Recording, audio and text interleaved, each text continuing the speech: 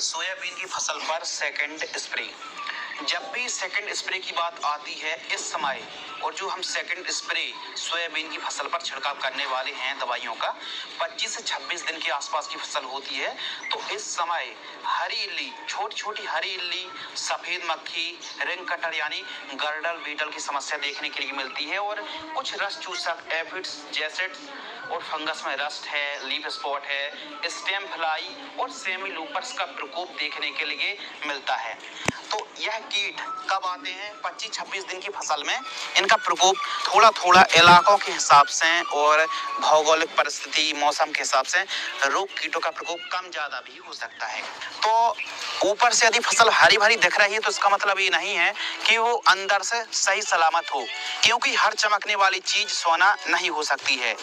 तो हो सकता है अंदर ही अंदर जो रिंग कटर है, गर्डल बीटल है, यह फसल को खोखला कर रहा हो या फिर स्टेम फ्लाई का प्रकोप बढ़ रहा हो। तो इसीलिए पत्तों को आप थोड़ा सा नीचे देखें कि क्या स्टेम फ्लाई या फिर गर्डल बीटल का प्रकोप तो नहीं है, इल्लियों का प्रकोप तो नहीं है। तो इसलिए थोड़ा सा ऑब्जर्व करते रहें। तो इस वीडियो के माध्यम से न केवल सेकंड स्प्रे पर हम कीटों को कंट्रोल करेंगे, बल्कि हल्के फुल्के फंगस का जो प्रकोप होता है ना 25-26 दिन की फसल में, उसको भी हम प्रिवेंटिव रूप में प्रोटेक्ट करने वाले हैं। और एक चाल अच्छी बढ़वार हमारी फसल ले तो हम टॉनिक का स्प्रे नहीं, बल्कि एक बेस्ट NPK खाद का स्प्रे करने वाले जो घुलनशील होगी। तो यदि आपने फर्स्ट स्प्रे नहीं देखा है तो फर्स्ट स्प्रे हमने वीडियो अपलोड की थी, और वह फर्स्ट स्प्रे में 14 से 16 दिन की फसल थी। उसमें डाइमेथॉड यानी रोगोर, M45 और सिस्थेन फंगिसाइड का समावेश किया था। लेकिन इतनी जल्दी क्यों? इसका कारण है कि 15-16 दिन की फसल में कुछ इलाकों पर छोटी छोटी इल्लियों का प्रकोप और जड़ संबंधित फंगस का प्रकोप थोड़ा बढ़ रहा था। तो इसीलिए फर्स्ट स्प्रे 14 से 16 दिन की फसल में करना पड़ा। अब हो सकता है कुछ किसानों ने 14-15 दिन की फसल में स्प्रे ना करके वो 25 दिन की फसल में स्प्रे कर रहे हो, तो फर्स्ट स्प्रे में आप इस कॉम्बिनेशन को भी ले सकते हैं जो हम सेकंड बता रहे हैं। तो इस बात को आप समझ सकते हैं।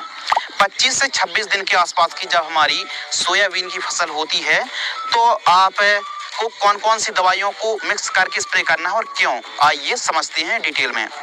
हम ले रहे हैं एक कीटनाशक।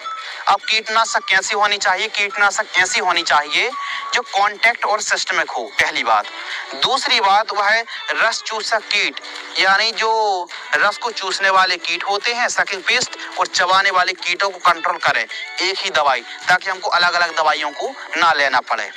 तो इसके लिए हम ले रहे हैं इमिडाक्लोप्रिड और बीटा साइक्लोथ्रीन का जो कॉम्बिनेशन आता है। यह साल्ट आपको सोलेमन बायर कंपनी की सोलेमन इंसेक्टिसाइड पर मिल जाता है। 12 ml 10 से 12 ml आपको लेना है 15 लीटर के लिए। यह हरी इल्लियों को और white fly, thrips, ring cutter, इनको सभी को यह कंट्रोल कर लेगी। बेस्ट वाला टेक्निकल है। अब ज्यादा हैवी टेक्निकल भी स्प्रे हमको नहीं करना, क्योंकि 25 दिन की तो ही फसल है। इसके साथ हम एक फफूंदनाशक ले रहे हैं, और फफूंदनाशक ऐसी जो कि अच्छी कवरेज दे। तो हम एक फफूंदनाशक ले रहे हैं कॉपर ऑक्सीक्लोराइड 50%, जो WP फॉर्म में आता, जैसे आपको सिजेंटा कंपनी की ब्लू कॉपर पर यह साल्ट मिल जाता है।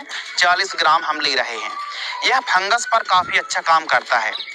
तो यह जो कॉपर ऑक्सीक्लोराइड है 40 ग्राम, या फिर COC यानी कॉपर ऑक्सीक्लोराइड का आप स्प्रे नहीं कर रहे हैं, या फिर थायोफेनेट मिथाइल भी आपको अच्छा रिजल्ट दे सकती है। यानी रोको फंगिसाइड में आपको यह साल्ट मिल जाता है, जो बायोस्टेट कंपनी की रोको फंगिसाइड आती है। इसमें थायोफेनेट मिथाइल 70% WP जो फफूंदनाशक आती है, आपको लेना है 40 ग्राम। रोको या फिर कॉपर ऑक्सीक्लोराइड दोनों अच्छा काम करेंगी। अभी इस स्थिति में हमारी सोयाबीन की फसल में फूल नहीं है, तो कॉपर ऑक्सीक्लोराइड का स्प्रे करना भी बेस्ट ऑप्शन माना जाएगा।